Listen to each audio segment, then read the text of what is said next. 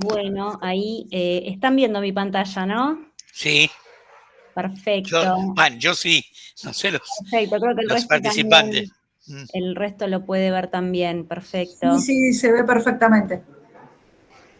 Bien. Bien. Eh, bueno, estaba tratando. Bueno, ¿qué tal? Buenas tardes a todos. Ahí activo mi video. Buenas tardes a todos. ¿Cómo están? Mi nombre es Diana Gómez y ahí justo también está conectada la rectora del Instituto, Adriana Narváez. Les damos la bienvenida. Hola, buenas tardes. Hola, Bienvenidos, Adriana. bienvenidos a todos los que están Gracias. participando de la charla. La verdad que un placer. Y además con un tema súper interesante, ¿no? Que aúna distintas carreras, porque sinceramente la negociación, y no solo en lo profesional, en lo personal, uno está negociando permanentemente. Así que bueno, gracias Ricardo por sumarte a esta charla y bueno, un gusto compartir este espacio. Y muchas gracias a todos por sumarse. Y gracias Dai Bárbaro. por justo darme el espacio también, porque estaba ahí y no quería interrumpir. No, gracias, gracias por tus palabras. Bueno, ahí, bueno, entonces sí, le damos la bienvenida al doctor Ricardo Martínez. Ricardo es el coordinador de la carrera de las carreras de Comercio Internacional y de la licenciatura en Comercialización en la Universidad de Kennedy, con quien el Instituto de Capacitación Aduanera tiene un convenio de cooperación académica y también de articulación en cuanto a lo que es la complementación en las carreras, en ambas tecnicaturas que dicta el instituto, para luego complementarlo con cualquiera de las licenciaturas. Así que bueno, estamos avanzando en eso y en materia de esto también trabajando en conjuntamente, y por eso amablemente se ofreció a dar esta charla. Así que bueno, Ricardo, cuando usted quiera, podemos arrancar. Dale, dale. Empecé con la 2, así yo hago una introducción y ya estamos ahí. Bueno, buenas tardes a todos, gracias por participar y por aguantarme un rato acá en esta tarde, digamos. Vamos a tratar de no hacerla muy extensa porque la idea no es que estén mucho tiempo y no aburrirlos. Calculo que nos va a llevar una hora y media como mucho. Bueno, todo dependerá y después, si quieren, dejamos un tiempo para las preguntas. Eh, y bueno, la idea, como bien dijo la rectora, la idea es que todos en algún momento negociamos y nos traspasa, digamos, nuestra vida en cualquier situación. Negociamos con nuestros esposos o con nuestras esposas, con nuestro perro, con nuestros hijos. El tema es cómo salimos de esa negociación, digamos, ¿no? Si salimos bien o mal. Bueno, no voy a hacer un comentario machista, pero los hombres siempre perdemos con las mujeres, pero bueno, eso es al margen. Yo voy a tratar de que ustedes puedan negociar, o de que por lo menos tengan algunos elementos para tener en cuenta en cuanto a una negociación. Eh, la pregunta es si uno tiene que nacer negociador o se puede hacer negociador. Y yo voy a dar un ejemplo futbolero que es el que más nos gusta generalmente a los argentinos, sobre todo a los varones. Eh, si yo me entreno desde los 6 años, 7 años jugando a la pelota o al fútbol, a lo mejor llego a una primera. Ahora, ¿eso me va a indicar que voy a ser Messi? Difícilmente voy a ser Messi, ¿no? O Maradona. Eh, ¿Por qué? Porque hay que tener las dos cosas. El don que alguien superior nos dio, o lo genético, más el esfuerzo y el trabajo. Ahora, las cosas separadas no funcionan. O sea, si yo tengo el don, pero no tengo el trabajo, tampoco voy a llegar a ser un buen negociador. Pero puedo suplir ese don que no tengo con mucho esfuerzo y mucho trabajo. Así que podemos todos negociar. Por supuesto, hay quien negocia mejor que otros, y eso como pasa en cualquier profesión, digamos, ¿no? Si me quieren interrumpir, me pueden interrumpir. Yo no quiero dar una clase magistral. O sea, cuando tienen alguna duda, eh, si es sobre ese mismo tema, podemos hacer algunas interrupciones. No muchas para que no se alargue demasiado. Después dejamos las preguntas para después. Bueno, entonces, como dijimos, la negociación está en todas partes. La negociación se encuentra en los negocios, en la familia, en las tareas, con los propietarios, con los inquilinos. Siempre estamos negociando. Vamos a la tercera. Eh, tenemos ciertas características, o sea, los negociadores tienen ciertas características y nosotros tenemos que saber cuáles son esas características para poder armarnos mejor dentro de una negociación. Perdón.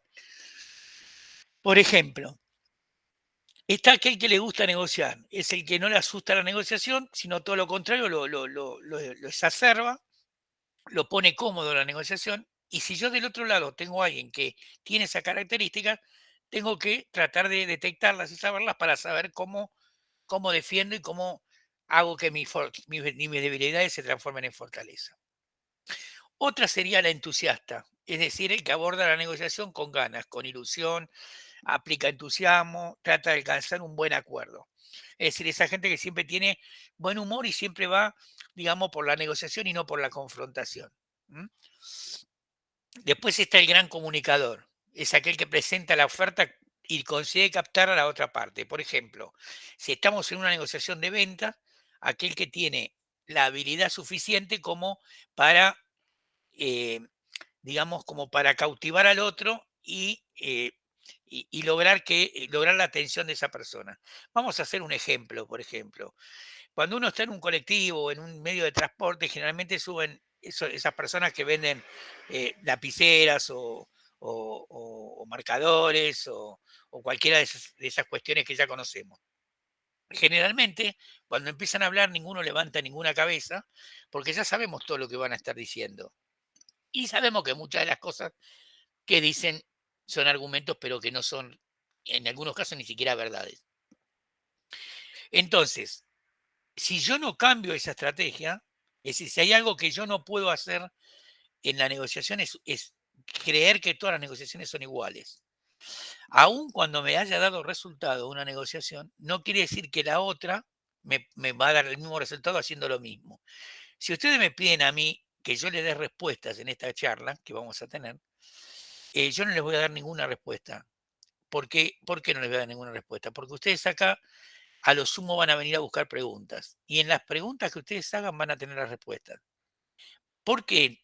¿Porque yo soy malo y no le quiero dar la respuesta? No, porque mi respuesta depende para qué cosa puede servir o no. Puede servir para un mes, 2 meses, 3 meses o para nunca. No se sabe. Y además van cambiando. En la parte comercial, cuando uno hace una estrategia de marketing, tiene que pensar que los clientes son siempre diferentes y que además van mutando y van siendo diferentes. Y que no es lo mismo venderle a un español que venderle a un norteamericano, que venderle a un árabe, que venderle a un argentino.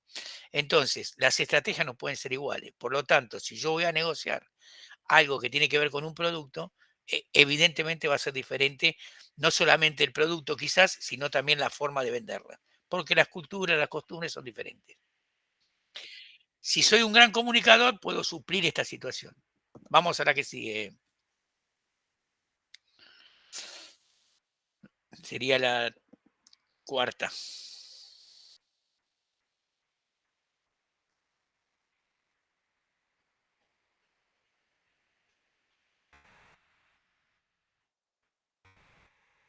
¿Esta es la cuarta? Bien. Persuasivo, otra característica. Es decir, el que sabe convencer, utiliza cada interlocutor o aquellos argumentos que sean más apropiados, los que más le puede interesar. Es decir, uso lo que le interesa. ¿Por qué no capta la atención el que sube vendiendo lapiceras en un colectivo? Es porque ya hace más de lo mismo. Entonces no es persuasivo porque ya sabemos lo que va a decir, no me va a convencer porque en algún momento quizás me convenció con esos argumentos, pero ya esos argumentos quedaron obsoletos. Entonces con lo mismo ya no lo puedo convencer, tengo que cambiar el argumento.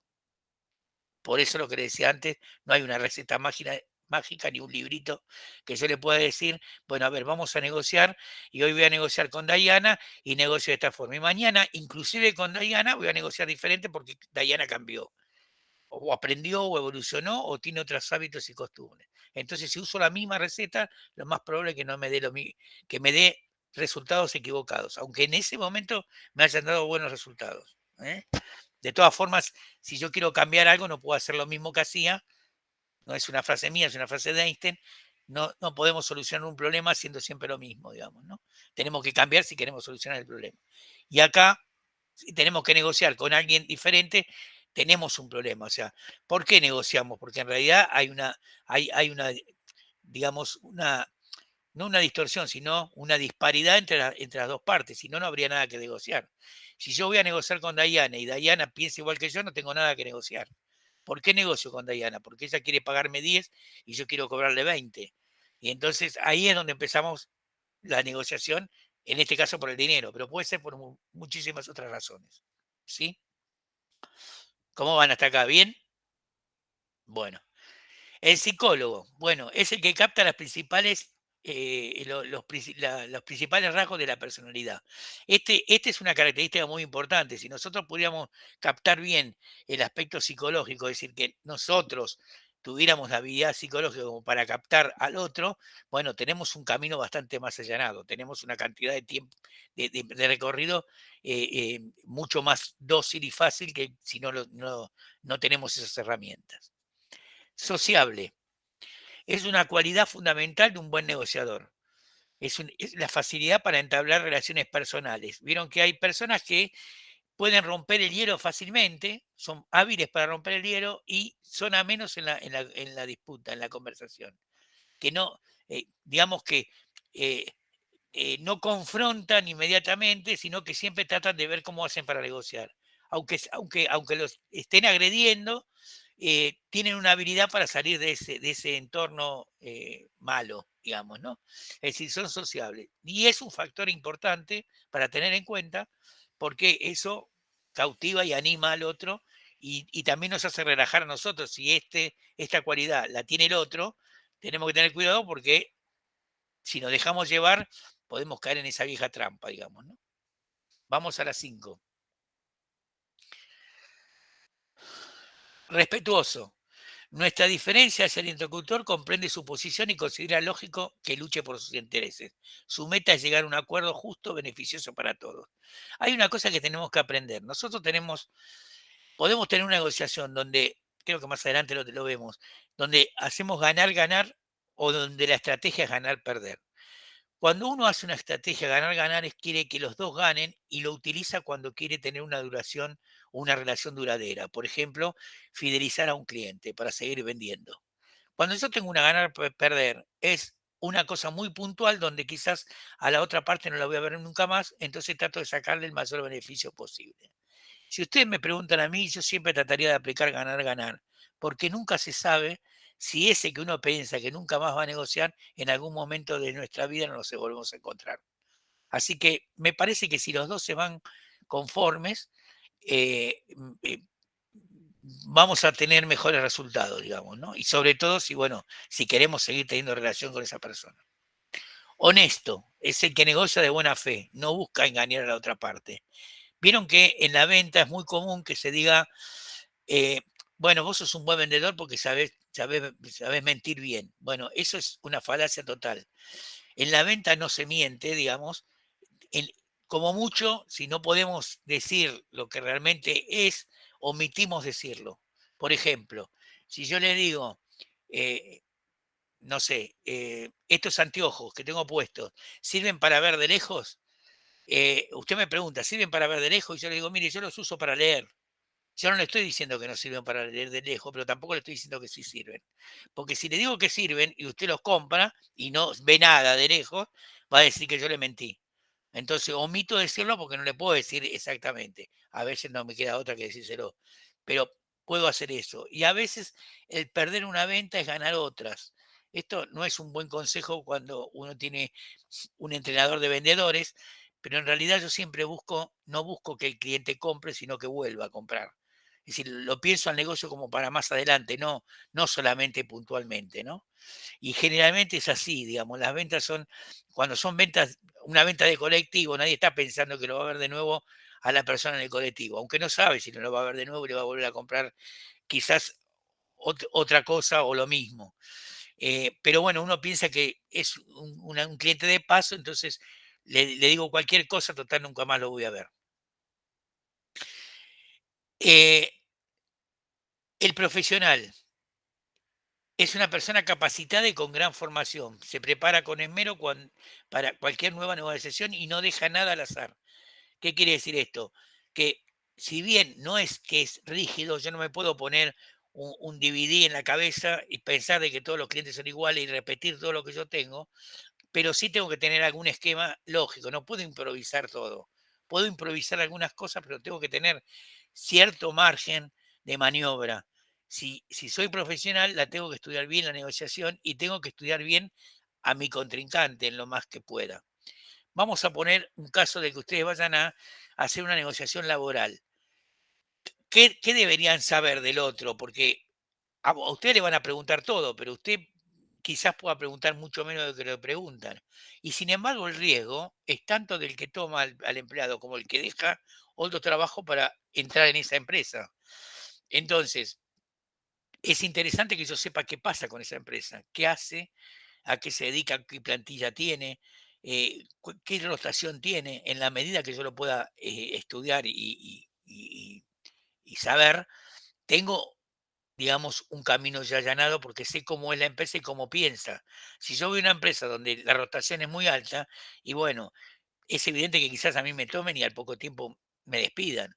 Y yo no es lo que estoy buscando, digamos. O sí, depende. ¿Se entiende?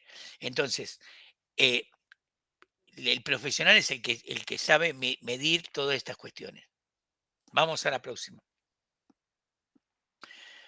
¿Hasta acá vienen bien o bien? Voy muy rápido, me dicen. No quiero ir, pues son unas cuantas y no quiero extenderme Por demasiado. ahora ahí te hacen bien así con un emoji. Bueno, bárbaro. Sí, porque ahí estoy viendo qué pasa por el costado. Bueno, firme y sólido. Tiene las ideas muy claras. El negociador es suave en su forma y firme en sus ideas. Eh, Esto me da pie para decir, porque cuando yo empecé la negociación, ustedes me han dicho, ¿qué tipo blando este? Porque todo habla todo parece que tuviera ondas de amor y paz. Bueno, no, no es así. No soy tan bueno como parezco, eh, pero me parece que un negociador suave en las formas, es decir, la violencia, ya sea gestual o de cualquier forma, o en la palabra, que es mucho peor, no es una buena consejera para la negociación. Siempre hay que recordar que la palabra es como la flecha lanzada. Una vez que usted la lanzó, no la puede volver para atrás, ¿no? Aunque pida disculpas, ya la palabra la lanzó y puede hacer mucho daño. Entonces, el buen negociador es suave en la forma, es muy amable, pero eso no quiere decir que no sea firme en las ideas, ¿no? Que se haga lo que él cree que hay que hacer, digamos. Esto es muy importante. El que más grita no es el que más razón tiene, decía mi abuela. Aunque a mí me cuesta mucho hacerlo, reconozco, ¿eh? Como buen escorpiano soy bastante trastornado en ese aspecto. Eh, Autoconfianza. El buen negociador se siente seguro en su posición. No se deja impresionar por la otra parte, no se siente intimidado en el estilo agresivo de la otra parte, sabe mantener la calma en las situaciones de tensión. Es decir, ¿por qué? Porque se siente seguro, sabe que lo que va a negociar él lo conoce bien y sabe cuáles son, hasta qué límites puede otorgar o qué no. ¿Eh? Y hay una cosa que es muy, muy interesante, que a veces uno siempre trata de tener una negociación óptima, en cualquier actividad que uno haga quiere lograr el óptimo, pero el óptimo es difícil de obtener, no siempre se obtiene el óptimo porque es el mejor posible, pero a veces una negociación buena es mucho mejor que no cerrar ningún acuerdo. Lo que no hay que hacer es cerrar un mal acuerdo, es preferible no cerrar nada, pero si yo puedo lograr un buen acuerdo, aunque no sea el óptimo, el que yo quiero, está bien también. ¿Eh? Es muy difícil lograr eh, el óptimo, porque el óptimo para usted es probable que no sea para el otro. Entonces, si después quiere tener una relación duradera y usted le sacó ventaja a la otra persona o a los otros que está negociando y se dan cuenta, es probable que no quieran volver a negociar. Y usted pierde eso que hablábamos antes, la fidelización, en este caso con un cliente. El ágil. Capta inmediatamente los puntos de acuerdo y desacuerdo. Reacciona con rapidez, encuentra soluciones, toma decisiones sobre la marcha, sabe ajustar la posición en función a nuestra información o a la información que recibe y a la marcha de la negociación. No deja escapar ninguna oportunidad. Es decir, está siempre despierto a que si no puede hacer un negocio con algo, lo hace con otra cosa, ¿no? Es decir, yo no le pude vender digamos, voy a contar algo personal, pero no para ser autorreferencial, sino para ponerlo como ejemplo. Mi padre tenía un negocio de ropa, muy fina, y él me decía, si alguien viene a comprarte un traje y vos le vendiste solamente el traje, vos no sos un vendedor, sos un despachador. Despachaste, le diste lo que el cliente solamente quiso. Si vos sos un buen vendedor, al que te viene a comprar el traje le tenés que vender la corbata y la camisa, por lo menos, o alguna de las cosas. Entonces ahí le estás vendiendo, porque estás generando una necesidad que el cliente ni siquiera la había pensado, pero que encaja con lo que está comprando. ¿Se entiende?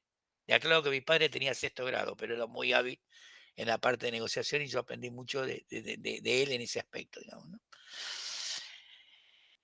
Vamos a la próxima. Tipos de negociadores. Bueno, acá tenemos dos tipos. Uno que está enfocado a los resultados y otro que está enfocado a las personas. El que está enfocado a los resultados, lo único que le interesa es lograr el objetivo a toda costa. Sería una estrategia ganar-perder. No le importa si el otro gana, si el otro pierde. Lo que le importa es lo que él hace. Estas negociaciones, como dije antes, no son para tener una relación duradera, no es para fidelizar a un cliente, porque lo más probable es que cuando el cliente se dé cuenta que perdió porque, bueno, porque usted en ese momento tenía más poder que él, va a buscar por otro lado a ver si puede negociar de otra forma. En cambio, el que está enfocado a las personas se preocupa especialmente por mantener esa relación con el otro. Es decir, evita eh, un enfrentamiento, prefiere ceder algunas cuestiones para no molestar a la otra parte. Ceder no quiere decir ceder todo y perder. Estamos hablando de ceder algunas cuestiones que a lo mejor son menores o que hasta pueden ser algo perjudiciales, pero que me van a dar una ganancia futura o una mejora mucho más que la que estoy perdiendo. ¿Se entiende? O me explico, mejor dicho. Vamos a la próxima. Estrategia ganar, ganar, ganar, perder. Bueno, esto es un poco lo que ya adelanté antes. Ganar, ganar es cuando gano compartiendo el beneficio, es decir, los dos ganamos. Ganar, perder es cuando una parte alcanza el máximo beneficio a costa del otro. Esto sucedió mucho, los que son más grandes, algunos si son todos muy jóvenes quizás no recuerden, la incluyo acá a Diana, que es muy jovencita y no estaba todavía en pañales en esa época, pero en el 2001, cuando tuvimos la crisis del 2001, y se salió de la convertibilidad, hubo mucha gente que tenía acuerdos privados en dólares. Impagables, porque uno no puede pagar, si tiene pactado un dólar con el 1 a 1 y se lo ponen a 4, es muy difícil pactar a 4. Entonces, el que, el que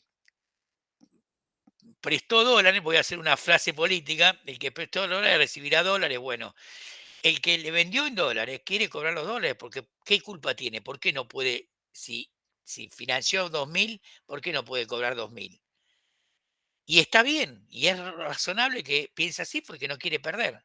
Ahora, el que tiene que pagar, también pactó pagar a una cifra y no puede pagar la cifra que le ponen porque está 4 veces más que lo que le habían dicho. ¿Se entiende? Entonces, ¿cuál es la relación o cómo asesoré yo en ese momento a los que me consultaban? Bueno, lleguemos a un acuerdo más o menos en común. Tenemos que entender que los dos perdimos.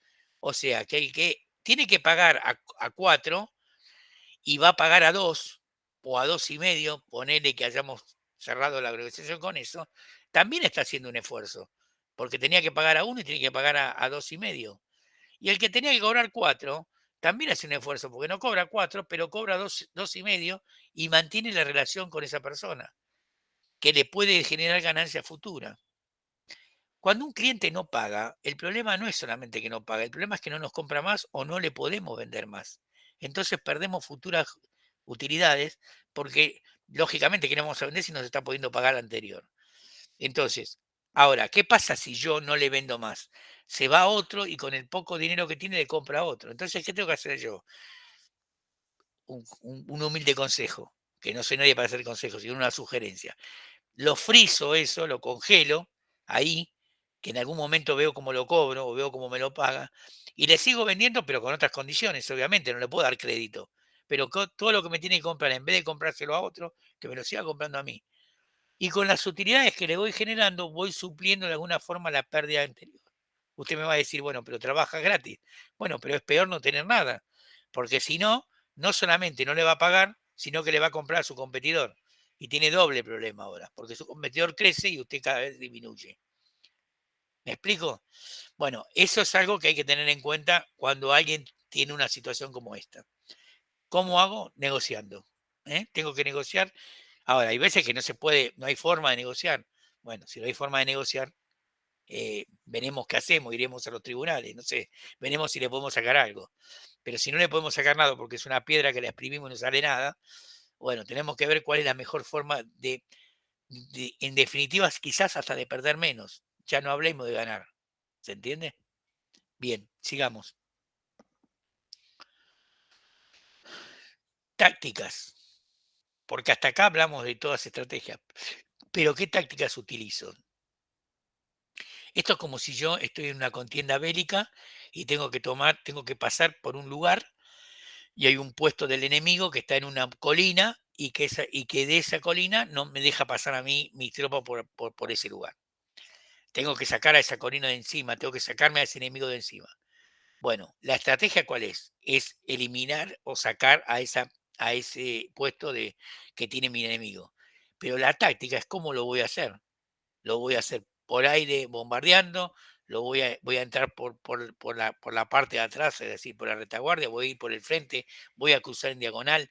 Es decir, esa es la forma que yo tengo de ver cómo hago para lograr mitigar a ese enemigo y pasar. En este caso pasa lo mismo. La táctica definen acciones particulares que cada parte tiene para ejecutar la estrategia. ¿No? Para lograr esa estrategia que yo tenía, que era sacar a mi enemigo de esa colina, tengo que aplicar una táctica. Mientras la estrategia marca la línea general de actuación, las tácticas miden la acción que yo voy a usar concreta para esa estrategia. Sigamos. Estábamos creo que en las 11, ¿no? Bien. Tácticas de desarrollo. Son aquellas que se limitan a concretar la estrategia elegida, sea esta de colaboración o de confrontación, sin que suponga un ataque de la otra parte. Las tácticas de desarrollo no tienen que afectar a la relación entre las partes. Estas tácticas se utilizan cuando yo quiero tener una relación duradera. Ahora van a ver en la próxima placa que empiezan las tácticas de presión, que ahí sí es diferente. Estas son para mantener un vínculo todavía ameno. Vamos a la próxima que está en la depresión. Las tácticas de presión, que son varias, van a ver que tenemos unas cuantas, tratan en cambio de fortalecer nuestra propia posición y debilitar la del contrario. Pero ¿qué puede pasar con estas tácticas? Que deterioro la relación con la otra parte. Son tácticas que buscan en muchos casos confundir, debilitar la posición del contrario, hacerlo más débil. Sigamos a la otra placa. Acá vamos a ver varias situaciones que tienen que ver con tácticas de presión. Una es el desgaste, es decir, aferrarme a mi propia posición y no hacer ninguna concesión. Si me mantengo firme ahí, o hacer concesiones muy pequeñas, muy mínimas. ¿Qué quiero lograr con esto? Quiero agotar a la otra parte para que en algún momento ceda. ¿Se entiende? Vamos al ataque. El ataque es presionar, intimidar, rechazar cualquier intento de la otra parte por apaciguar los ánimos. Se busca crear una atmósfera tensa, incómoda, donde el otro se encuentra complicado, digamos. Vieron que hay veces que en el conflicto, o sea, generando confrontación o generando conflicto, el otro no se encuentra en su buen territorio y usted ahí saca ventaja. Después vamos a ver qué pasa con estas tácticas, pero digamos, estas son situaciones que suceden. Tácticas engañosas. Dar información falsa, manifestar opiniones que no se correspondan con la realidad, prometer cosas que no se piensan cumplir, simular ciertos estados de ánimo, es decir, engañar al oponente, lo que hablábamos antes, ¿no? Lo engaño, le digo cosas que jamás voy a cumplir. Como no las voy a cumplir, no me importa, si total le puedo ofrecer cualquier cosa, ¿no? Ejemplos hay muchísimos para tener en cuenta. Se los dejo para que ustedes lo piensen porque no quiero profundizar más en el tema, pero hay muchas situaciones de estas donde sabemos que nos engañan En algunos casos ni siquiera nos damos cuenta. Vamos a la próxima. Ultimátum. Acá es presionar a otra parte para empujarla a que tome la decisión sin darle tiempo a que reflexione. El típico lo tomás o lo dejás. Esto se usa mucho en la venta para hacer un cierre de venta fulminante. Por ejemplo, ¿vieron cuando a veces le dicen, sí, tiene que cerrarlo hoy viernes porque el lunes cambia el precio, porque el lunes se va la oferta? Lo presionan. Y el lunes está en el mismo precio. Pero es una forma de presionarlo para que usted define y cierre. Porque, ¿qué pasa? Si lo dejan sábado y domingo, a lo mejor lo piensa bien o tiene algún amigo que le cambia la idea de la cabeza y usted el lunes termina no haciendo nada y se perdió la venta que la tenía casi cerrada el viernes. Entonces, el ultimátum es de alguna forma también mentirle, porque en algunos casos es cierto, pero en la mayoría no es cierto, no se termina la promoción, digamos, ¿no? Pero es una forma de hacer que el otro decida. Exigencias crecientes. Bueno, esto es bastante común, es decir, consiste en realizar nuevas peticiones a medida que la otra parte va cediendo, sin que lo concedido resulte nunca suficiente. Al final, la otra parte trata de cerrar el acuerdo para no seguir el goteo de nuevas exigencias.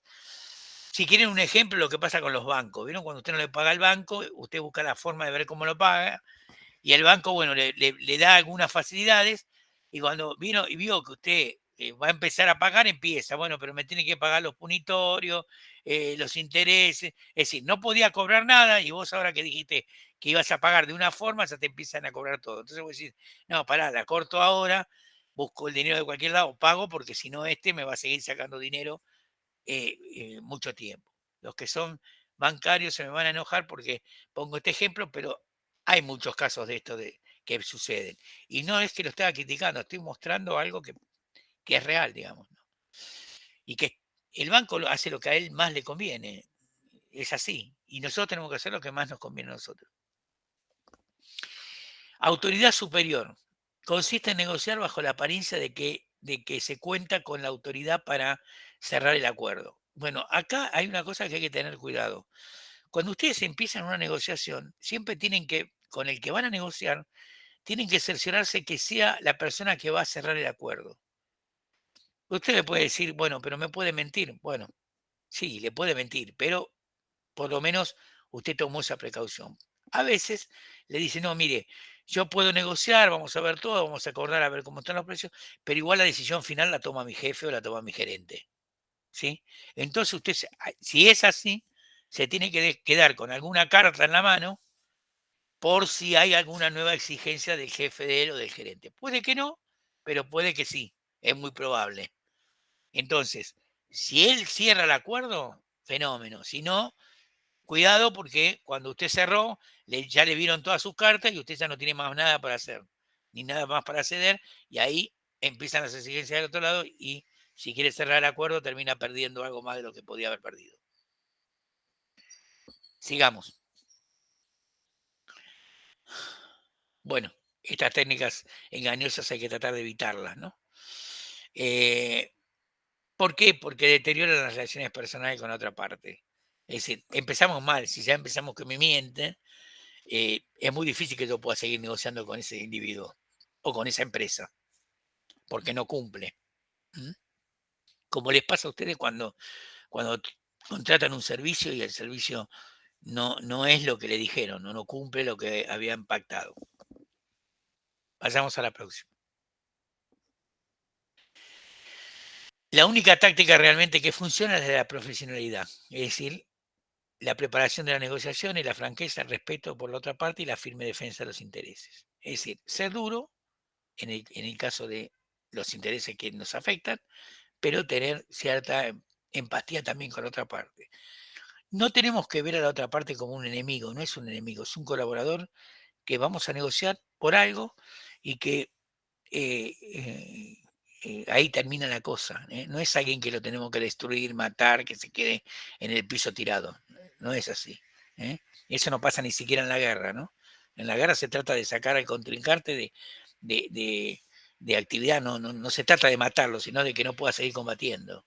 La idea no es matar, aunque a veces se mata, obviamente, ¿no? Porque no se puede elegir a dónde va a disparar, pero una vez que está disparado y está en el piso, no se sigue tirando, digamos, aunque no sabemos qué puede pasar en una guerra, ¿no? Pero en realidad es esa consigna y las convicciones de la guerra, digamos, que después se pueden aplicar o no. Vayamos a la próxima. Malos entendidos respecto a la negociación. Teóricamente nadie pierde en una negociación. Nadie debería aceptar acuerdos que lo dejen peor que cuando comenzaron. Eso es obvio. Y esto que parece muy obvio, muchas veces nos dejan peor que lo que comenzamos. Quiere decir que algo hicimos muy mal. Tenemos que terminar mínimo igual, digamos, si no pudimos lograr nada. Pero peor, no. En la práctica, la gente en ocasiones acepta acuerdos que van contra los mejores intereses. Y eso es cierto. A veces por cerrar el acuerdo cerramos cualquier cosa y después terminamos en los tribunales porque no podemos cumplir lo que nos pidieron. Entonces hay que tener mucho cuidado. ¿Por qué? Porque a veces las necesidades son muy imperiosas y después se nos hace muy difícil cerrar el acuerdo. Y también hay gran culpa del otro, de la otra parte, porque si yo sé que esa parte no me va a poder, supongamos que es una transacción comercial y no me va a poder pagar, no tengo que hacer el acuerdo, porque sé que lo voy a perjudicar más y en lugar de tener un cliente voy a tener un problema legal, digamos, ¿no? Voy a tener que pedir una quiebra. Entonces, también nosotros tenemos que tener del lado de la suficiente capacidad como para ver si realmente podemos negociar o no con la otra parte. Aunque nosotros tengamos el poder de ser ganadores, ¿no? Vamos a la próxima. ¿Por qué suceden estos malos entendidos en la negociación? Y acá hay preguntas para hacerse. ¿Procesamos poca información o lo hacemos incorrectamente? ¿O tenemos juicios que afectados por sentimientos o eventos irrelevantes?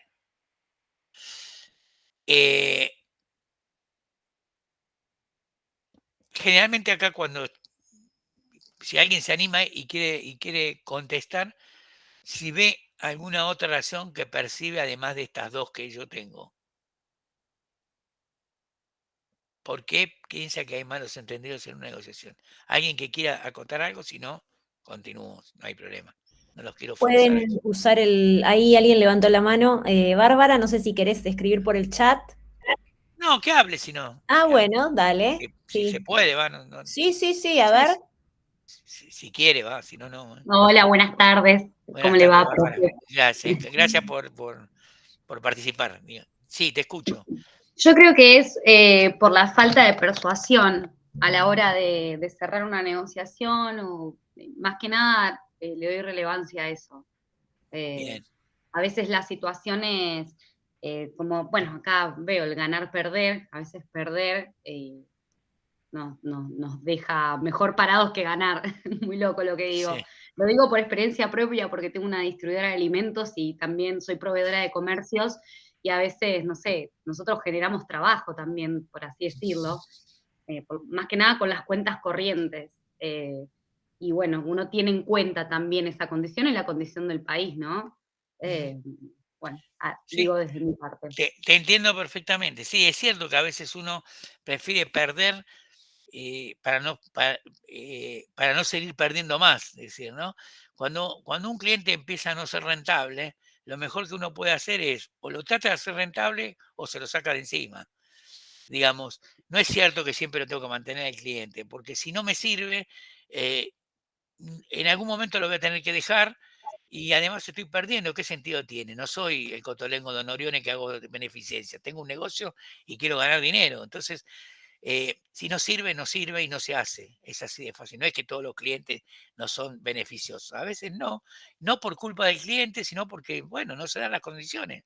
A veces por culpa de ellos, a veces por culpa nuestra, porque el negocio que nosotros estamos ofreciendo no es un negocio que él quiere.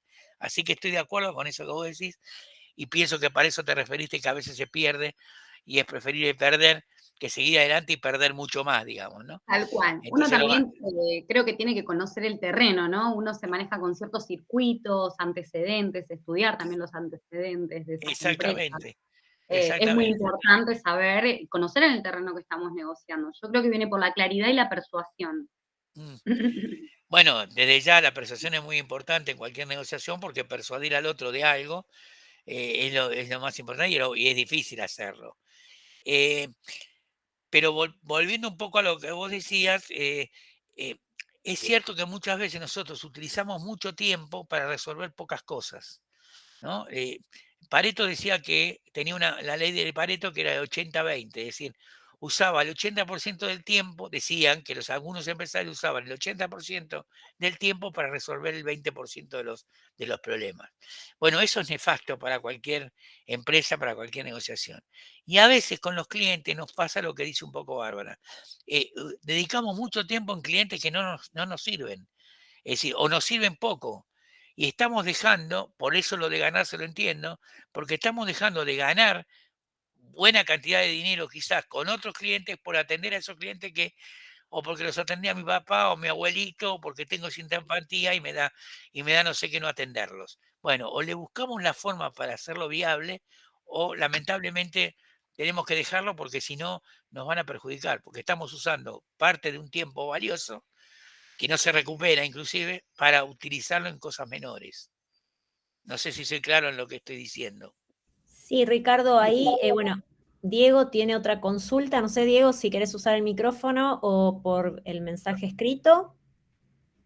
Sí, sí, simplemente agregar algo más a lo que había comentado Bárbara, haciendo referencia también muchas veces que hay que analizar la situación de cada individuo, ¿no es cierto? Como empresa. No es lo mismo un comercio que una industria, cuando la industria muchas veces tiene una cartera de un 10, un 12% de clientes que trabajan al costo, pero que hacen el volumen necesario para cubrir los costos fijos mensuales. Entonces, creo que cada negociación va a venir de la mano en base a una situación, a una segmentación de mercado también que la misma empresa, industria o individuo hace.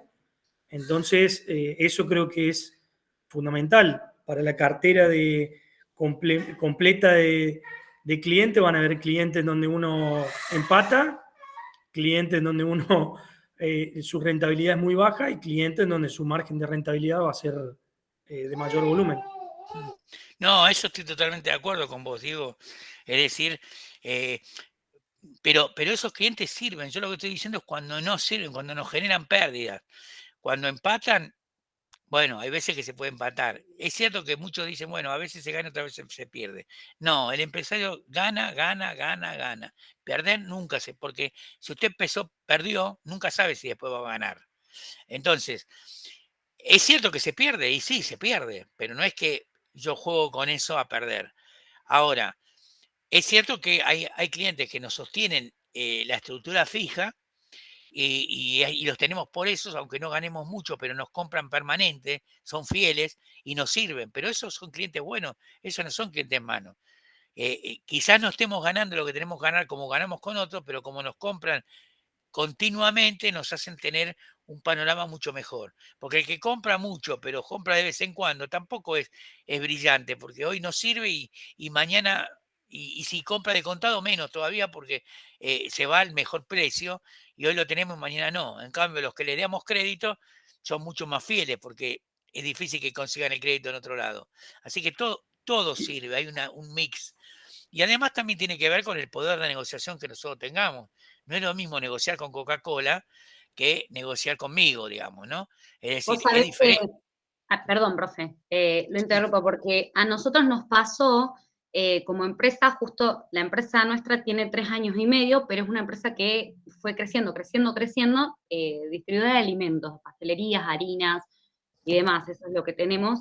Y nos pasó que tuvimos 2 grandes clientes que fueron el Estado y el municipio, perdón, gobierno y el municipio, y son clientes que pagan con cheque a 15 días, pero hemos tenido problemas con los cheques, me piden esporádicamente, entonces nosotros mantenemos esas cuentas corrientes, pero le exigimos ciertos requisitos como el compromiso de pago para mantener las cuentas corrientes, más ahora, pero eso lo del precio es muy cierto, porque a nosotros nos conviene más vender a crédito y con compradores que tienen panaderías, que tienen pastelerías, que trabajan de esto, que al mismo gobierno o al mismo municipio, ¿no? Que siempre tiene algún problema con el tema de los pagos, los tiempos.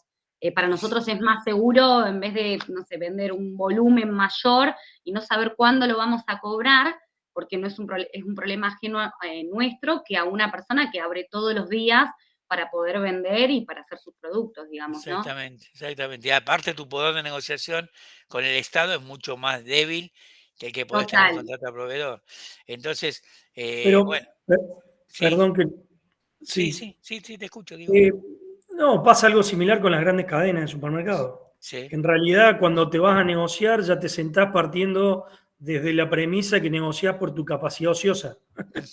Bueno, Entonces, ese es un, y bueno, muchas veces sirve, hay veces que no, y hay sí. veces que sirve. Si vos me preguntás a mí, mira, yo en algún momento tenía un producto que podía encajar para los supermercados y no se lo vendí. Y en un momento intenté venderle y después dije no, porque yo tengo una teoría. Si vos estás para comer jamón crudo, comés jamón crudo. Pero si tenés que comer mortadela, comés mortadela que arreque igual y vale menos. ¿Por qué digo esto? Porque si vos no estás para comer jamón crudo y querés ir a ese lugar, es probable que te, como decimos en la jerga, te acuesten. Los supermercados, eh, tenés que tener mucha espalda para venderle a un supermercado. Y sobre todo si le vendés un producto que no es estrella para el supermercado, que es de segunda línea, que es probable que en algún momento lo desvirtúen, lo bajen, lo maltratan, y después perdiste a los clientes que vos tenías bueno porque le vendiste al supermercado. Yo tenía un producto, por ejemplo, que vendía a las pinturerías, y una pinturería muy fuerte, muy grande, me dijo una vez, cuando le empecé a vender, me dijo, bueno, bienvenido a nuestra empresa. Un consejo te doy, me dice, después vos haces lo que quieras, no le vendas a los supermercados, porque este producto a los supermercados no le interesa. Entonces te van a comprar, pero después, ¿sabes qué? Lo van a bajar y lo van a bajar a un nivel que van a ir mis clientes y lo van a ver que está más barato que lo que yo se lo puedo vender y me van a decir, pero vos me estás robando. ¿Y sabes qué te va a pasar? Que todos los que te compran no te va a comprar ninguno, porque no solamente yo mi cadena, sino las demás también. Y la verdad que tenía razón. Entonces, es muy difícil negociar, les cuesta negociar a las empresas grandes con los supermercados, imagínate a nosotros. Sí, Entonces, pero quizás tenés que tener un producto que el supermercado les interese, que tengas algún poder, y entonces digan, bueno, esto lo tengo que tener, pues está bien, a este le compro. Te digo porque, mira, ya que me diste con eso, te voy a dar un ejemplo práctico. Tenía un cliente que vendía, cuando las pizzas valían $1, mirá de cuántos estoy hablando, ¿no? Las prepizzas. Le vendió a un supermercado grande, no vamos a decir el nombre para no generar problemas legales. Le vendió 100.000 pizzas, 100.000 pesos le debía, que eran 100.000 pizzas. Era un montón. El tipo diagramó la fábrica para venderla a ese supermercado. ¿Qué pasó? El supermercado un día vino y dijo, bueno, tengo 100.000 para cobrar. No, tenés 70 para cobrar. ¿Cómo tengo 70? Sí, porque la panadería y la parte de pizza, eso perdió, y entonces entre todos los proveedores tienen que aportar un poco cada uno. Si vos querés que te pague los 100.000, te pago los 100.000, pero no vendés nunca más nada. Acá. Entonces el tipo había diagramado la fábrica para venderla a ellos. Error. Entonces, ¿qué pasó? Quedó colgado de un gancho el tipo. Entonces, esas cuestiones son muy comunes de hacer, o de bicicletearte, sobre todo ahora que hoy, bueno, no se puede dar crédito de nada, pero hubo muchos casos, un supermercado muy conocido, extranjero, que ponía el dinero cuando las tasas de interés estaban más altas en Brasil y bicicleteaba a todos los proveedores y esa guita, y con eso pagaba, en lugar de pagar a 30 días, pagaba a 60, y esos 30 días negociaba fuera el dinero y le salía la mitad de lo que habían comprado, a costa del pobre tipo que había ido a vender. Son muy complejos los supermercados, no digo que no sirvan ni digo que no haya que venderle. Lo que digo es que tener mucho cuidado, hay que tener mucha espalda, y yo no pondría, voy a decir una frase muy célebre, no pondría todos los huevos ahí. Trataría de hay repartir una, el riesgo. Hay una formulación que siempre anda dando vuelta que en cuanto a los porcentajes, Sí, hablando en términos generales, incluso hasta lo asignado de volumen para exportación. sí, sí, Y el supermercado también creo que tiene una cuota del 20%, 25%, exacto, sí, más o un menos. máximo Sí. de... Pero No, no, bueno, digo, siempre pero ¿sabes qué volviendo... pasa? Te empezás a Sí. entusiasmar. Ese es el que pasa. Te empezás a entusiasmar y del 20 pasás al 30, al cual cuando te querés acordar estás agarrado por todos lados. Es lo que pasa con vos dijiste la exportación. Yo siempre les aconsejo a los clientes, no exporten todo, exporten una gran parte, pero dejen algo para el mercado local, porque el mercado local lleva lo que los de afuera no quieren. ¿Y a quién le vas a vender lo que no le puede vender a los de afuera? Y además siempre lo vas a tener al mercado local. Afuera mañana te hicieron sobre todo en un país como la Argentina, que te cambian las normas todos los días, y quedaste y no podés venderle, porque ahora te conviene venderle a los chinos, pero dentro de 5 meses no te conviene más, ¿y qué haces? Con toda la mercadería y con toda la estructura que montaste para vender a los chinos, por ejemplo, ¿no? Entonces, es muy difícil hacer esto. Ojo, en las palabras es fácil decirlo, pero después llevarlo a la práctica no es fácil manejar esto. Pero hay que por lo menos pensarlo y estudiarlo a ver cómo lo manejo, ¿no?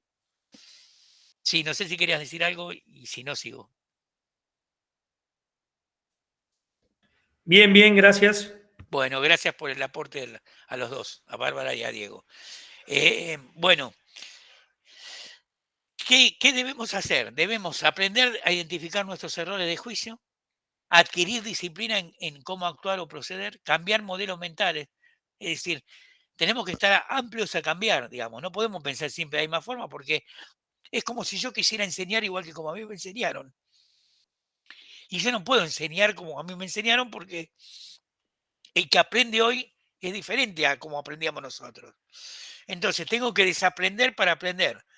Y esto es lo más difícil que nos pasa a nosotros, sobre todo a las generaciones que somos más grandes, como en mi caso, ¿no? El caso de ustedes que son jóvenes. Pero es difícil desaprender algo que lo venís arraigado hace mucho tiempo.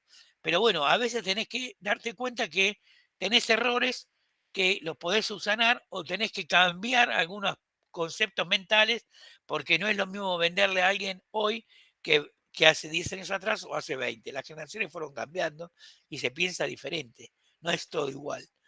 Y el que va a triunfar es el que tiene la agilidad para cambiar rápidamente, que no es fácil hacerlo, ¿eh? Es difícil porque todos quieren estar dentro del estado de confort, ¿no?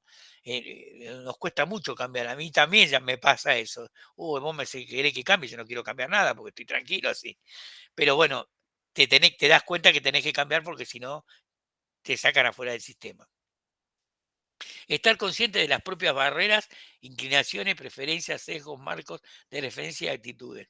Es decir, a veces hay barreras que nos impiden, lo que hablábamos recién del supermercado. Yo tengo que entender que el poder de negociación es menor en mi caso. Eso que dice Michael Porter cuando habla de las estrategias competitivas. Hay dos que para mí son las más importantes, que son el poder de negociación que tenemos con los proveedores y el poder de negociación que tenemos con los clientes. Si yo tengo poco poder porque tengo un solo cliente, ¿quién cree que va a manejar la situación de mi empresa? La maneja el cliente. Entonces tengo que tratar de tener un producto donde yo le pueda vender a más de un cliente.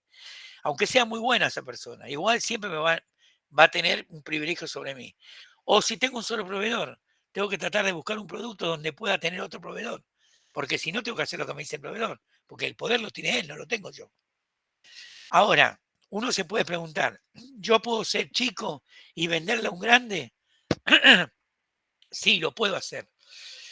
Lo que tengo que tratar de hacer es de tener un producto donde el grande necesite de mí.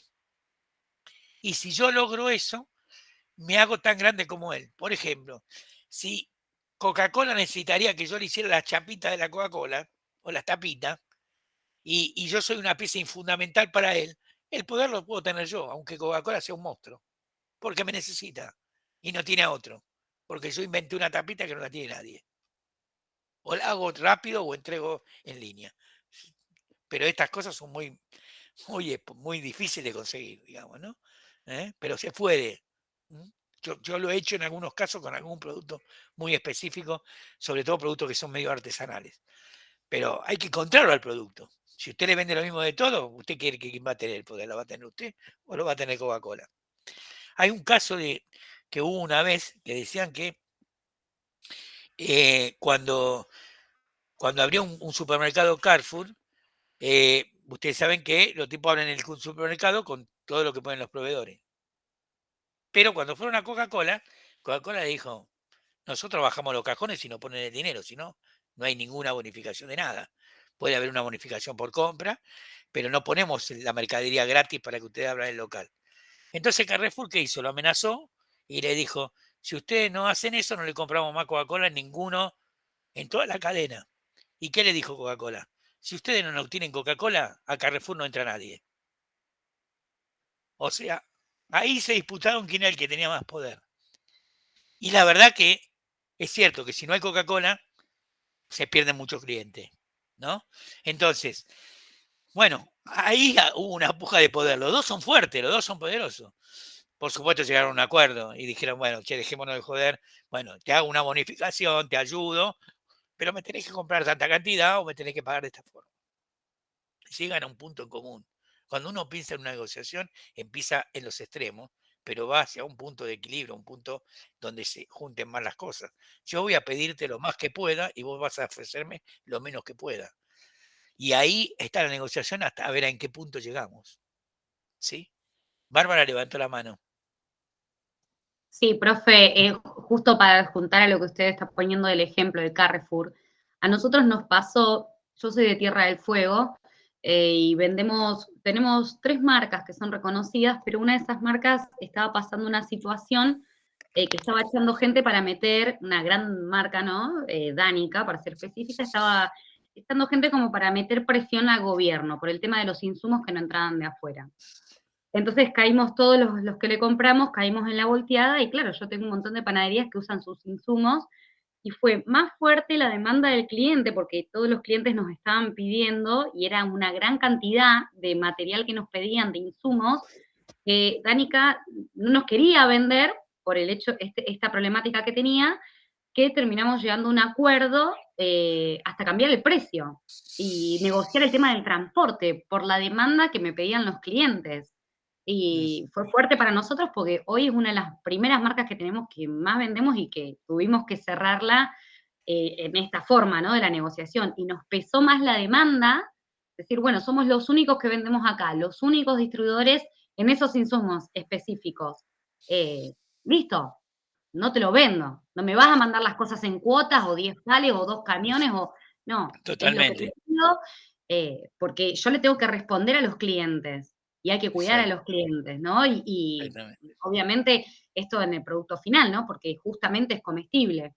Y a la firma, aunque seguramente más poderosa que vos, no lo sé, pero pienso que sí, Sí, por lo que me estás tal cual. contando, le interesa porque le interesa tener esa región y además corre riesgo que se le meta a otro, con vos mismo o con otro distribuidor. Entonces, Tal cual, tal tiene cual. que ser inteligente y tiene que ceder algo, porque no es que le estás pidiendo algo descabellado, estás pidiendo algo lógico y bueno, y le conviene también a la otra persona. Por eso te digo, cuando el otro ve que lo que vos le estás ofreciendo es razonable, cede por más que sea fuerte, porque le sirve, pero siempre tenés que demostrarle que vos le hacés ganar dinero, que vos le sos útil. Si Claro, no, si no, claro, no, tal cual. es como si yo voy a una charla y lo que digo no sirve para nada.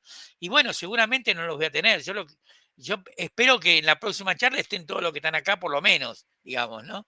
Es decir, y que me recomienden. Ahora, si yo digo cosas que no son, lo más probable es que no vengan más, digamos, ¿no? Claro, tal Eh, cual. Nos tiene que servir también.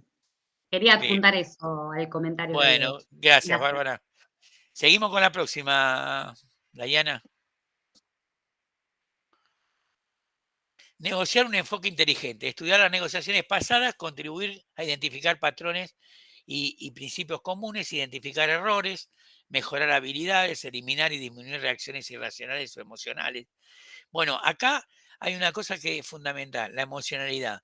Es decir, la emocionalidad en los negocios no es buena ¿por qué? Bueno, Chiavenato dice que no pretendas con razonamiento medir tus sentimientos porque estos vienen del corazón y no de la razón, ¿no? Y es cierto, es decir, a ver, eh, acá hubo un ministro de Economía que dijo, les hablé con el corazón y me pagaron con el bolsillo, los empresarios. Bueno, ¿Con qué cree que te paguen los empresarios? Los empresarios no pueden tener emotivamente porque si los dejas llevar por las emociones no hacen ningún negocio. Y no son asociaciones sin fines de lucro, son asociaciones para ganar dinero. Y así se sostienen. Entonces, lo emocional, ¿qué es lo que les pasa a las pymes muchas veces, ¿no? Inclusive con los recursos humanos. Tienen familiares, tienen primos, tienen hijos, tienen hermanos, y que a veces no deberían estar en los puestos que están, pero están porque son hermanos, porque son hijos, y eso les afecta la relación en la empresa. Entonces, lo emocional complica y complica la negociación. Cuando nosotros nos dejamos llevar por las emociones y bueno, aflojamos y hacemos macana, digamos, ¿no? Yo no digo ser un tirano y un tipo que no tenga ninguna sensibilidad, pero hay que tratar de nivelarlo porque estamos hablando de negocio, no estamos hablando de condiciones humanas. Las humanas son de otro lado, digamos, ¿no? O sea, bueno, el intercambio tiene que haber de ambos lados, por supuesto, tienen que ceder las dos partes. Vamos a la próxima. Voy un poco más rápido porque no me quiero extender demasiado. No los quiero tener mucho tiempo entretenidos. Combatiendo la irracionalidad. Se puede llevar a cometer errores de la negociación. Es decir, cuando somos irracionales, es decir, que hacemos cosas que no corresponden, nos lleva a tomar malas decisiones, ¿no? Una forma de resistir la irracionalidad es estar consciente de las tendencias irracionales comunes y desarrollar herramientas y estrategias para combatirlas. Muchas veces nosotros tenemos actitudes que son irracionales, no entran dentro del razonamiento lógico. Y eso nos lleva a o deteriorar la relación con el otro, puede ser un proveedor o un cliente, y a veces hasta con perjuicios económicos muy altos. Y una cosa que yo no dije, pero que me parece muy importante, si bien no hay que pelearse con nadie, ni con un proveedor, ni con un cliente, si yo me tengo que pelear con un cliente o con un proveedor, me peleo con el cliente y no me peleo con el proveedor. Porque el proveedor es difícil de conseguir, sobre todo si es bueno y sobre todo si hay pocos. Clientes puede haber un montón, proveedores a veces no los hay. Y el proveedor es el que a mí me hace generar mayores utilidades y mayores ganancias. Es decir, un buen proveedor es parte de mi negocio. Aunque el cliente es importante, el proveedor también lo es. Y a veces se maltrata al proveedor pensando que lo único que sirve es el cliente y se cree que se está defendiendo al cliente, y en realidad no sé si se está defendiendo al cliente. Yo tengo que defender al proveedor porque si se me funde, me quedo sin cliente, porque el proveedor me hace generar recursos para atender a muchos clientes, ¿no? Por ejemplo, si Bárbara se pelea con Dánica, bueno, venderá otra margarina, pero Dánica no la va a vender. Y va a perder un montón de clientes que piden Dánica y que no los tiene. Entonces no se puede pelear con Dánica. Ahora, es preferible que se pelee conmigo, que le compro Dánica, y no con Dánica, que le vende a un montón. No sé si soy claro en la expresión. Vayamos a la otra, Dayana. Combatiendo, bueno, esto pásalo porque es más de lo mismo. Pasar a la otra. Estas son unas pequeñas ideas y ya para ir cerrando un poco la charla, que más o menos dije que iba a estar en una hora. Ante una negociación no se puede dejar la improvisación, la improvisación, la estrategia o seguir tácticas a utilizar. Todo ello tiene que estar definido y convenientemente preparado antes de sentarse a la mesa de negociación. Resulta también muy importante detectar la estrategia de la otra parte y las tácticas que utiliza. Y de este modo, más fácil anticipar los movimientos y tomar las medidas oportunas. Y por último, esto que parece obvio falla en numerosas negociaciones, siendo la principal causa de que no lleguen a un buen término. ¿Qué quiere decir con todo esto? Quiero decir que ¿puedo tener alguna improvisación? Sí, porque eso me hace más ágil. Ahora, no puedo improvisar toda la negociación. Tengo que tener una estrategia más o menos marcada. Después las voy modificando de acuerdo a cómo va avanzando esa negociación. Y tengo que tener una táctica, algunas tácticas, porque no sé con quién me voy a enfrentar del otro lado. Y depende de quién me enfrente, tengo que cambiar la táctica.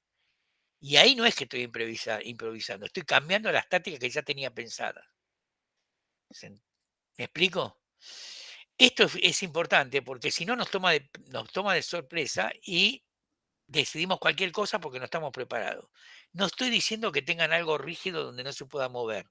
Esto no es 2 más 2 son 4, porque va a depender mucho del otro. Por eso es que es difícil cuando uno hace una táctica eh, cumplir la rajatabla.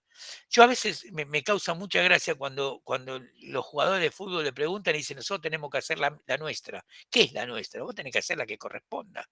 Es decir, vos podés tener una táctica y decirle, bueno, a ver, el 7 le tira al 11, el 11 cabecea y hace el gol. Sí, pero te olvidaste que hay otro jugador del otro lado que cuando tiraste te la sacó en el medio y el 11 no le llegó nunca la pelota, entonces no hizo nada. Entonces tenés que cambiar la táctica. Entonces, una vez la hiciste y no te funcionó, bueno, ahora tenés que cambiar la táctica porque si la vas a hacer de nuevo, otra vez el jugador te la va a sacar. Esto que se ve en el deporte muy comúnmente y por eso los que son muy tácticos, más allá de las habilidades que tienen que tener los propios integrantes de un equipo, eh, es importante el desarrollo de la táctica que yo voy a usar. Porque si yo soy un fenómeno, pero no tengo un esquema para trabajar, lo más probable es que me diluya y me salga mal la negociación. Vamos a la próxima, porque no me acuerdo de qué venía. La falla principal o la causa principal de los fallos de comunicación reside generalmente en que no sabemos escuchar. Esto es muy importante. Todos ustedes hoy me están oyendo, pero no sé si me están escuchando, porque a lo mejor Bárbara está pensando en la milanesa con papa frita que se va a comer a la noche y no me escuchó nada que es lo que yo dije. No es cierto porque Bárbara participó y Diego también. Y los otros también, por ahí me están escuchando y algunos me están oyendo porque dice, te está diciendo un montón de cosas que a mí no me interesan para nada. Eso puede pasar, es difícil captar la atención de todos. Pero ojo, nosotros en una negociación tenemos que saber escuchar porque en la escucha está la solución.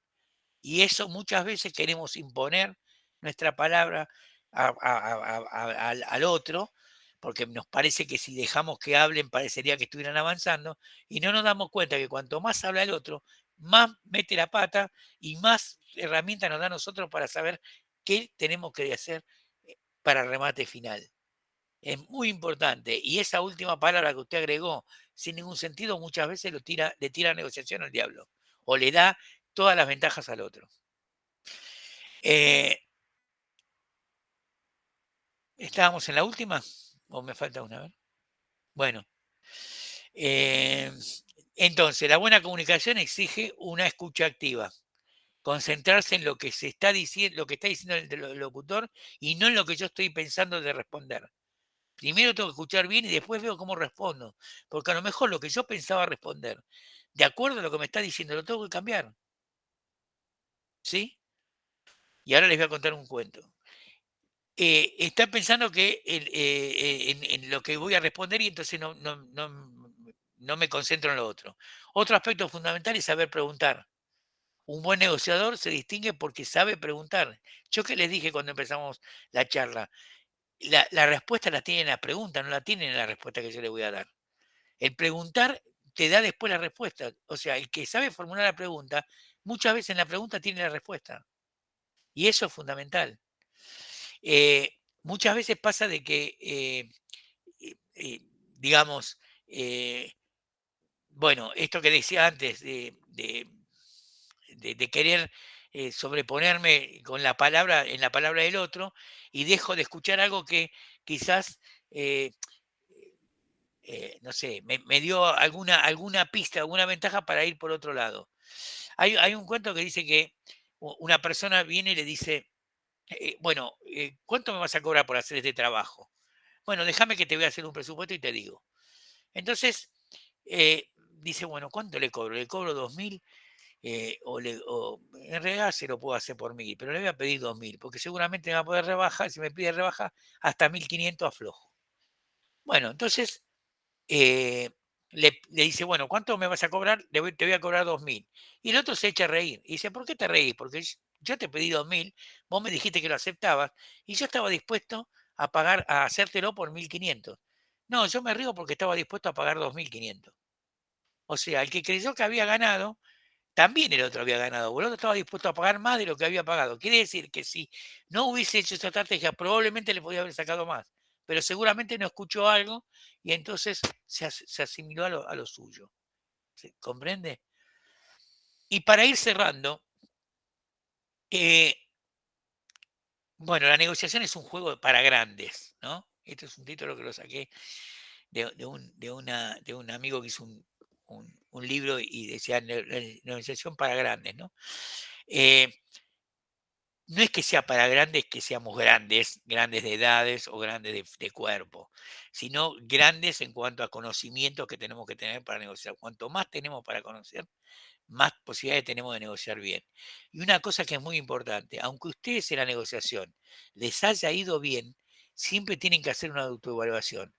Porque, ¿qué pasa? Yo puedo haber negociado hoy con Bárbara, pero Bárbara estaba más lenta hoy, estaba medio pensando en otra cosa, y yo cometí errores que no se dio cuenta Bárbara y gané en la negociación. O sea, saqué mejor partido. Pero mañana Bárbara está despierta y yo pierdo la negociación. Entonces, que yo haya ganado no quiere decir que haya hecho todo bien. ¿Eh? Si volvemos al ejemplo del fútbol, si la pelota pegó en el palo y salió, perdí el partido. Y si pegó en el palo y entró, gané el partido. Pero eso es una cosa de suerte o de milímetros. Entonces, que haya pegado en el palo y haya entrado y haya ganado, no quiere decir que la próxima me va a pasar lo mismo. Porque ¿qué pasaba si pegaba en el palo y salía? Perdía, probablemente. ¿Se entiende? En la negociación pasa lo mismo. Y termino con un cuento. Había un señor, un mendigo, en un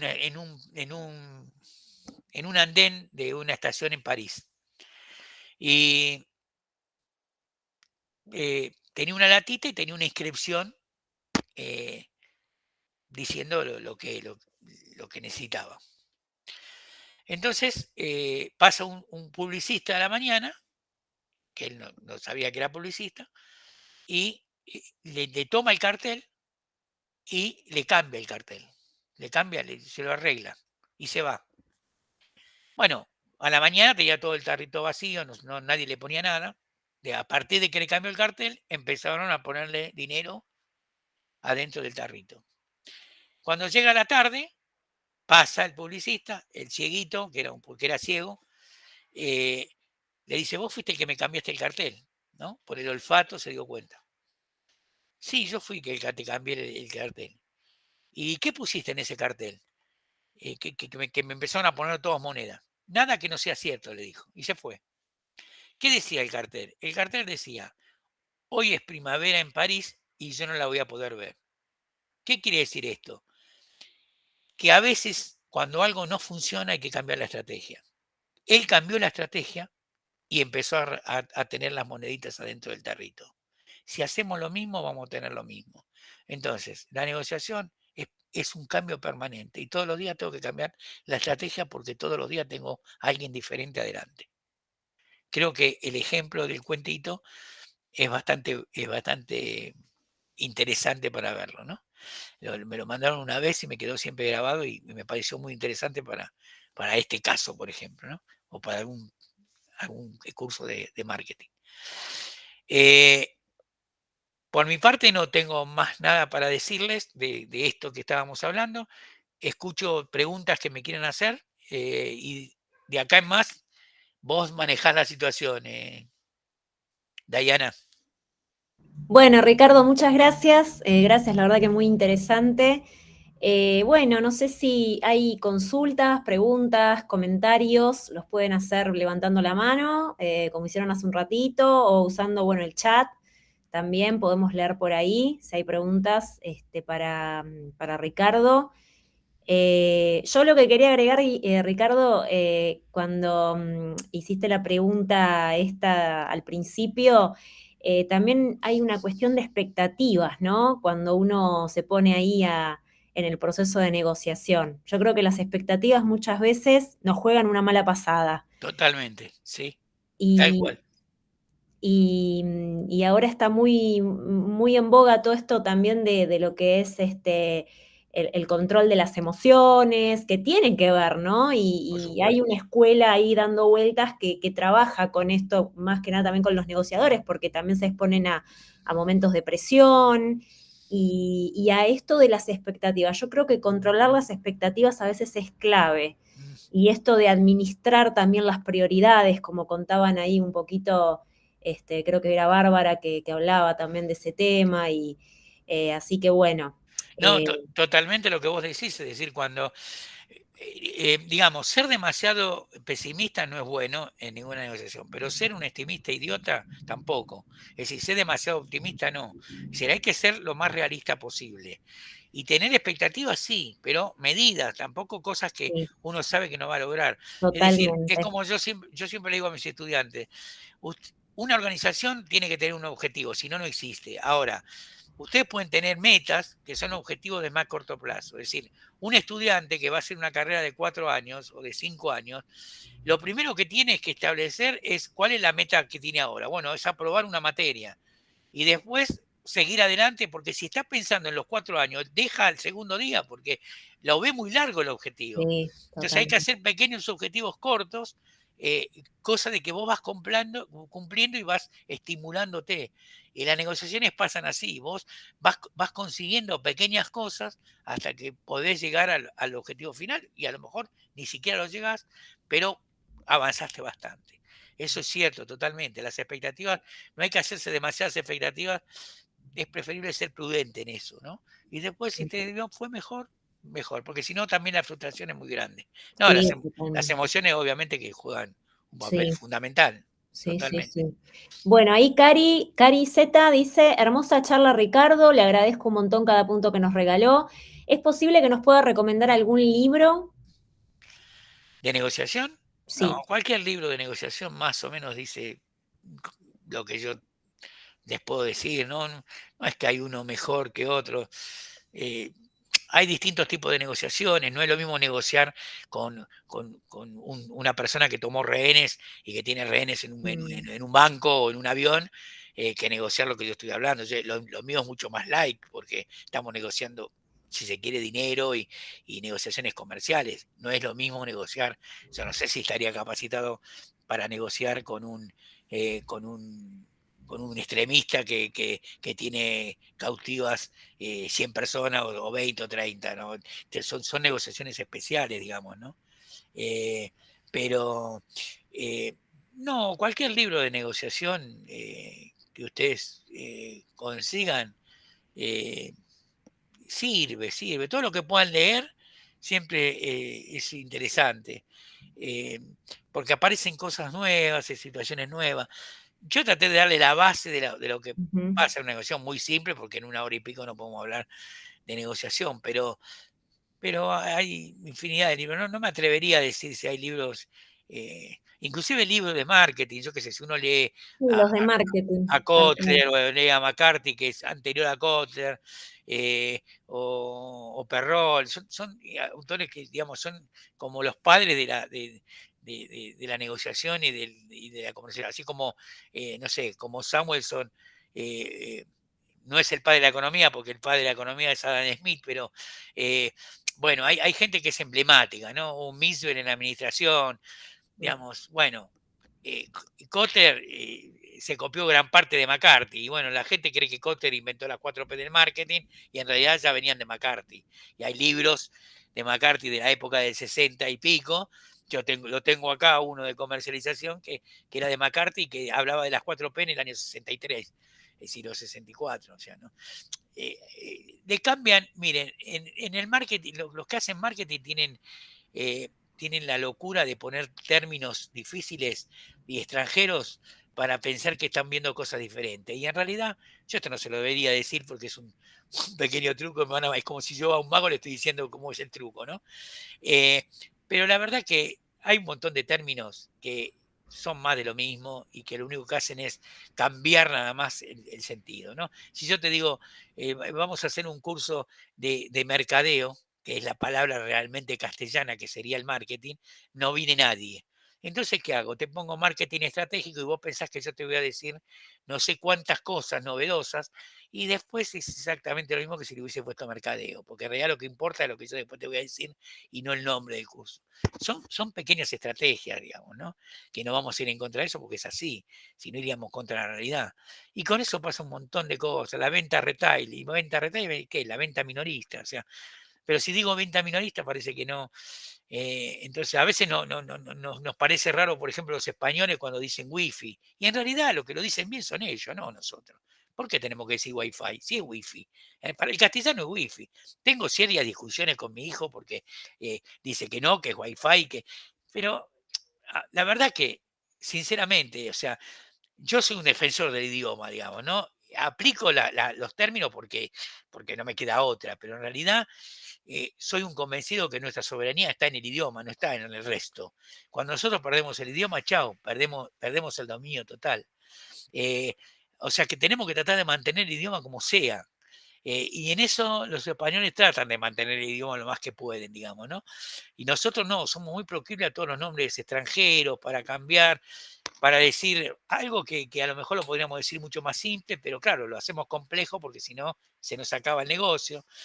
Eh, el otro día alguien me dijo, mira, los norteamericanos en los deportes que no pueden funcionar, le cambian el nombre, le ponen otra cosa. Entonces inventaron el fútbol americano, que solamente lo juegan ellos, porque es espantoso, y como no pueden jugar el otro fútbol, juegan eso, y para ellos eso, y hablan de la serie mundial. ¿Y qué serie mundial? Si los únicos que lo practican son ellos. Y no tengo nada, fui un montón de veces a Estados Unidos, ¿eh? No los estoy criticando como sistema, estoy diciendo lo que son hábiles, son muy hábiles, y si hay alguien para aprender del marketing es de los norteamericanos, ¿qué le vamos a enseñar?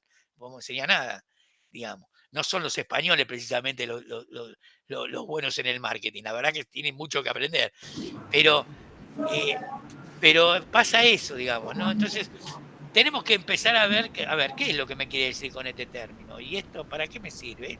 Las cosas son más sencillas de lo que parecen. Lo que pasa es que le buscan la complejidad para hacerlo un poco más complejo y si no, nosotros no estaríamos dando ningún curso, digamos, ¿no?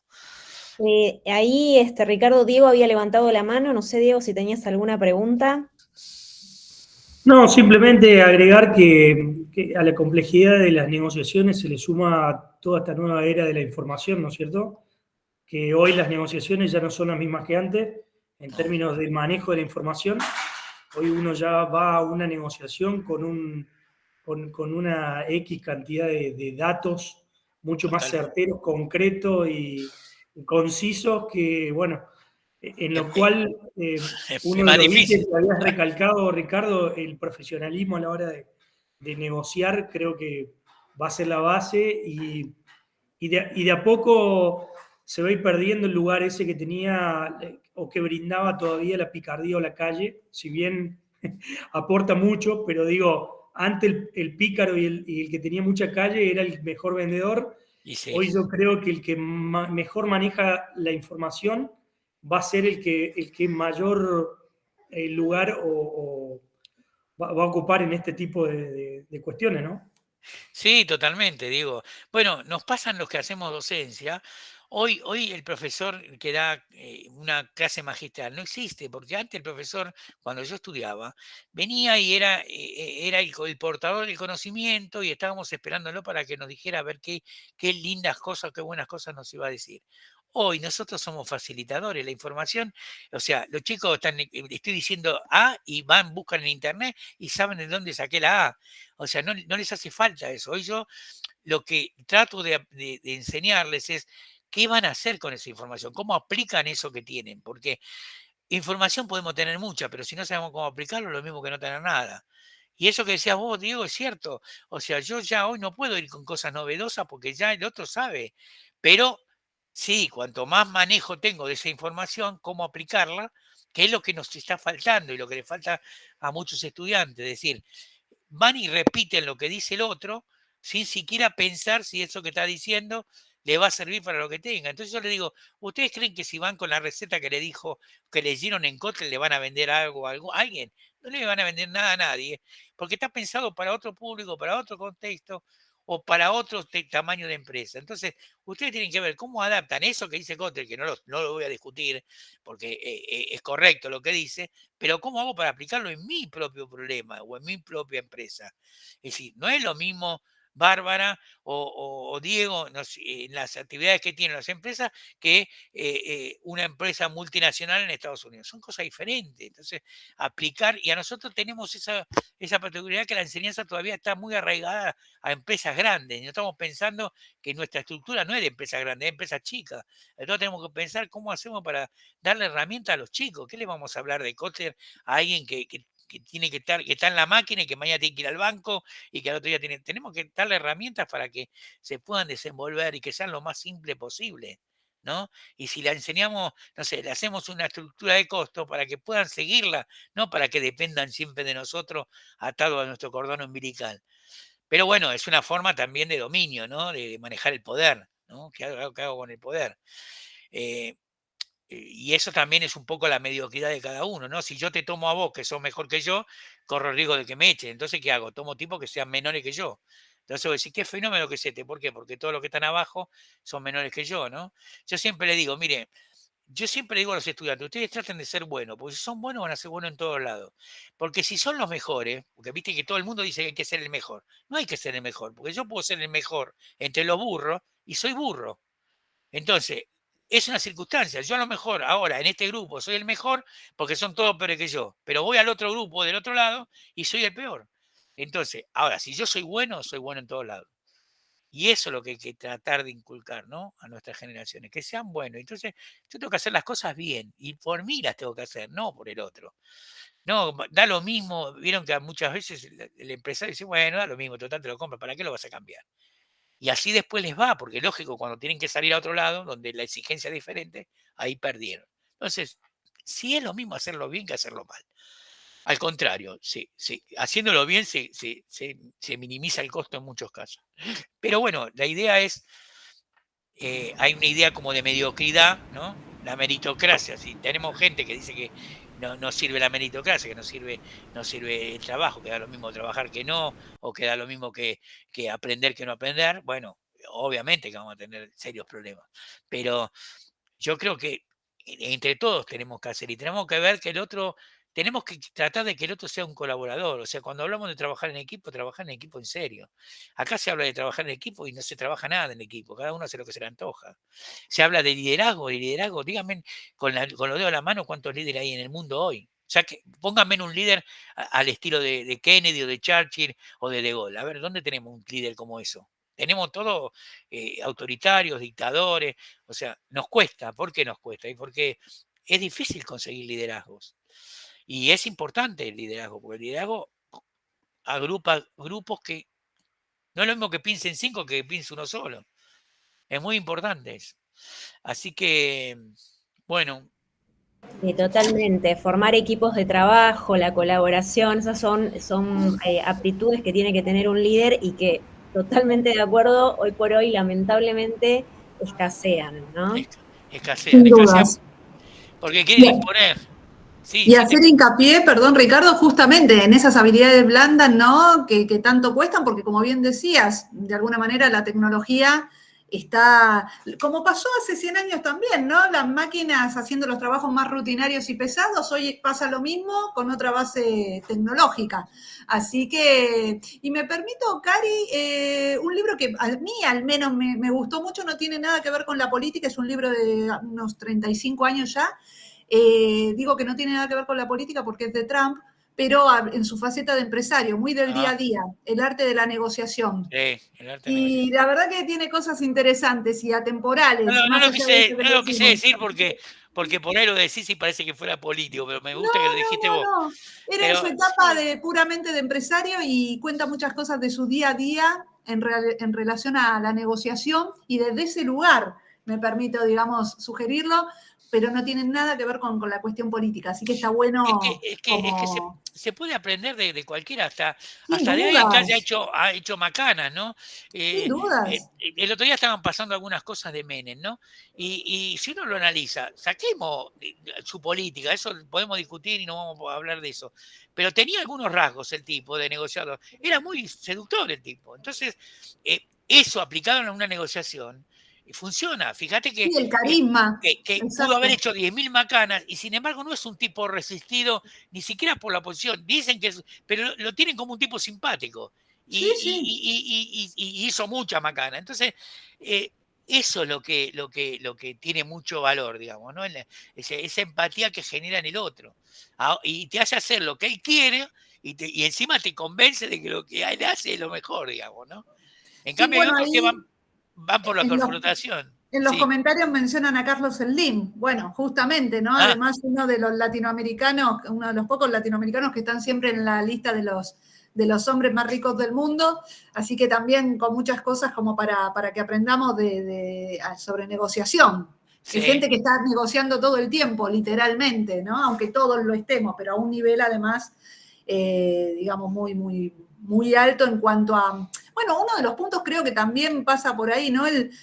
Muchas veces decimos, bueno, no, pero el tener una cosa por vez. No, y generalmente los grandes negociadores tienen varias negociaciones a la vez. Exactamente. Porque también va por el lado que decía Diana de las expectativas y de alguna manera, aunque uno lo pueda regular, pero el no mostrarse, el no mostrar tanta ansiedad, ¿no? Entonces, el tener varias negociaciones a la vez generalmente es algo que los grandes negociadores hacen.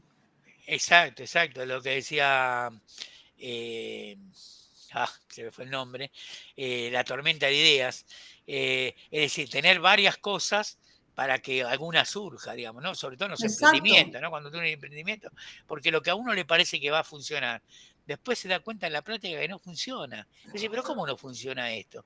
Y bueno, y se enojan porque no nos compra dulce leche de Estados Unidos, porque no compra porque no tiene el hábito, porque tiene otro gusto y otra preferencia, no son mejores ni peores. Yo trabajé en una empresa de golosinas, en ese tiempo que hacía también golosinas Bonafide, que es conocida, y me acuerdo que nos costaba mucho, le vendíamos unos caramelos que yo la verdad que eran horribles, no los comía porque eran recontra ácidos, y los tipos se cansaban de vender esos caramelos allá. Es decir, y si vos le querías vender el caramelo de acá, no se lo vendías. Bueno, ¿y cómo explicás que no le gusta el dulce de leche? Pero si acá le ponen dulce de leche al chico de chupete para que no llore. O sea, del tercer día de vida ya el tipo está tomando dulce de leche.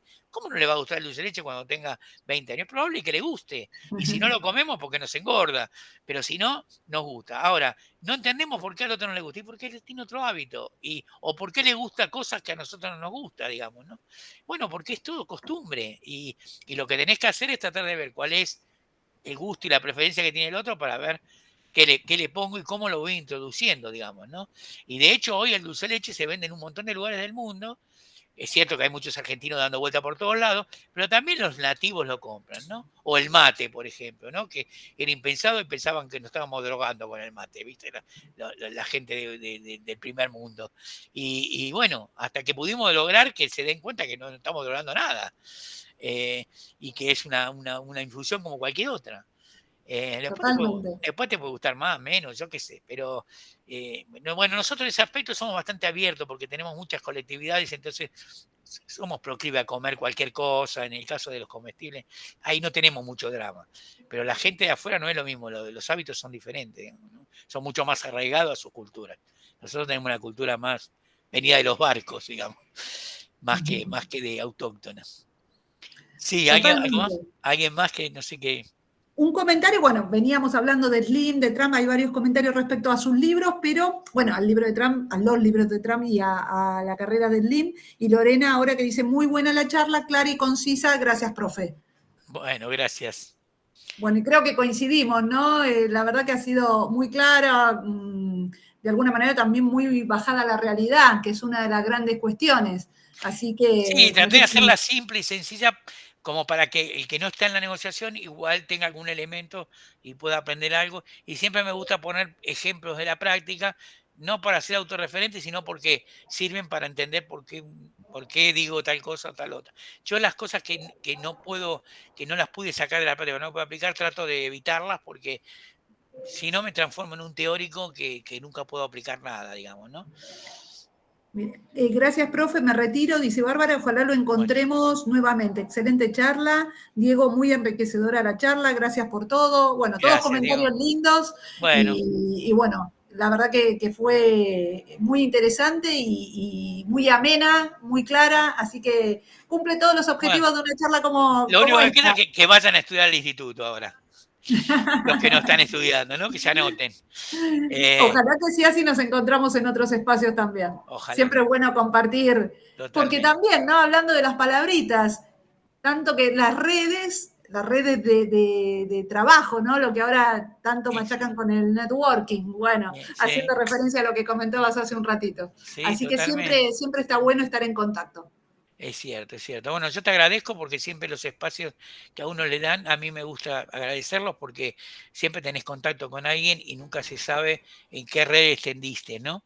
Y mañana no sabes si con Diego, que es el que tengo acá, o con Bárbara, o con el que sea, no hiciste alguna otra negociación, digamos, que te enriqueció, ¿no? Que no pasa por el Totalmente. dinero, en la mayoría de las veces no tiene que ver con eso, pero es importante y aprender también del resto, ¿no? Porque yo a veces le digo a los estudiantes, si ustedes superan todo lo que nosotros aprendemos de ustedes muchas veces, lo que yo les pido que me pidan parte de mi sueldo, porque no se los voy a dar, pero aprendo muchas cosas sobre todo, bueno, cuando uno tiene cursos ya de personas que están trabajando en puestos importantes en las empresas, se aprende mucho porque te mantenés actualizado, porque uno se va retirando un poco de las empresas y va perdiendo ese timing que tenés que tener todos los días, ¿no? Así que es enriquecedor eso. Sin dudas, Ricardo. Así que bueno, no queda más que agradecerte, Un millón de agradecerles a gracias a todos por la ustedes. participación. Y Gracias. bueno, es un gusto y estamos en contacto, obvio, para... Estamos en contacto y si algún día lo querés hacer presencial, porque a veces hacemos algunos juegos y eso que acá no se pueden hacer, también, así que para los que se quieran, no sé, los que estamos acá, bueno, había una de Bahía Blanca, de Tierra del Fuego, supongo que no va a venir a hacer mi juego en Buenos Aires, pero bueno, habrá muchos de por acá, y si algún día quieren hacer algo presencial, también con gusto lo podemos hacer. Excelente, Ricardo. Y hay más comentarios lindos de Jorge y de Gastón también respecto a la charla, así que bueno, Bueno, quedaron todos me vas a encantados. hacer llorar al final. Todos. Me vas a hacer llorar, me emociona y me llora. Bueno, un millón de gracias a ustedes por escucharme y espero que les haya servido. Muchas a todos también gracias. por Buenas noches a participar. todos. Buenas Chao, noches. gracias, suerte.